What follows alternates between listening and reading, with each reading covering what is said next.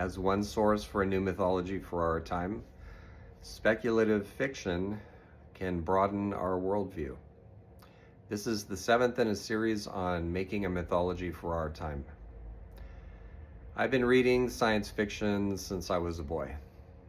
And many years ago, I came across Harry Harrison's Death World trilogy.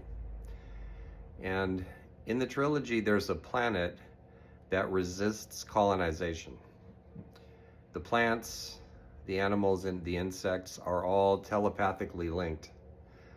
So when people from Earth start colonizing the place, the very first time somebody gets aggressive with one of the, I can't remember if it was plants or animals, it ripples throughout the whole planet and the planet starts fighting back.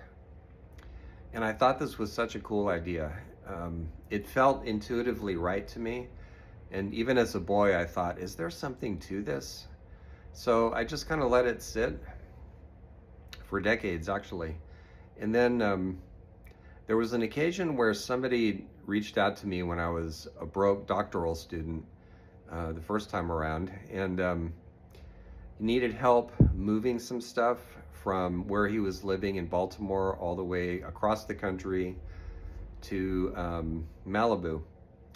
So he hired 2 of us to drive the largest trucks that you can get, the largest rental moving trucks that you can get.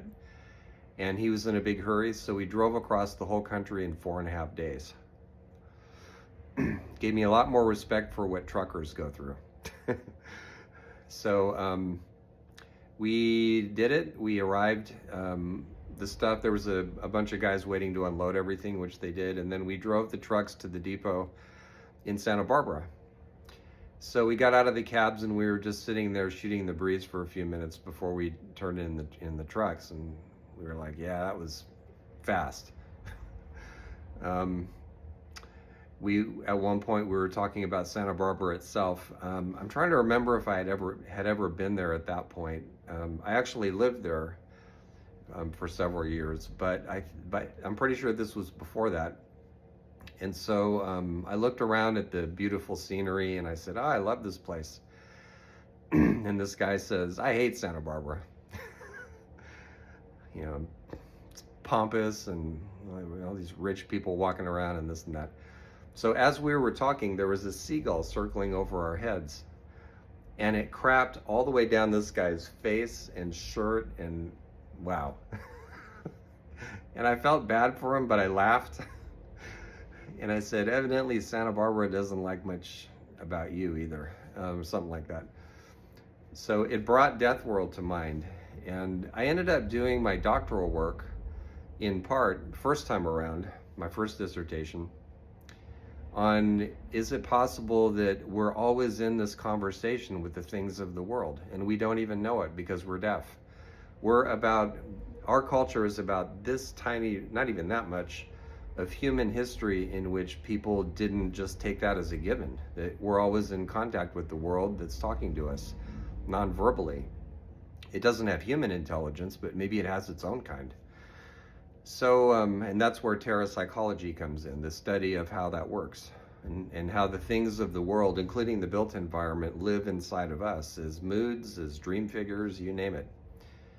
So in my fiction, there's the character I've mentioned in the previous video, Lucas, the protagonist.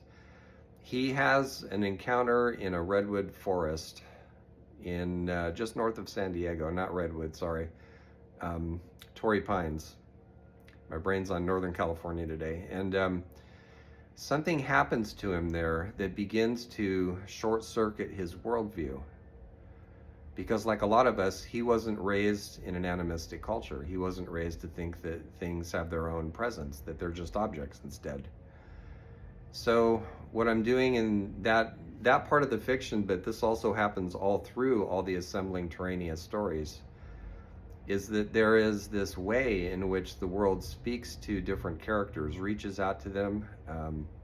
Lucas starts having dreams in the places where he is passing through, and the places speak to him in his dreams.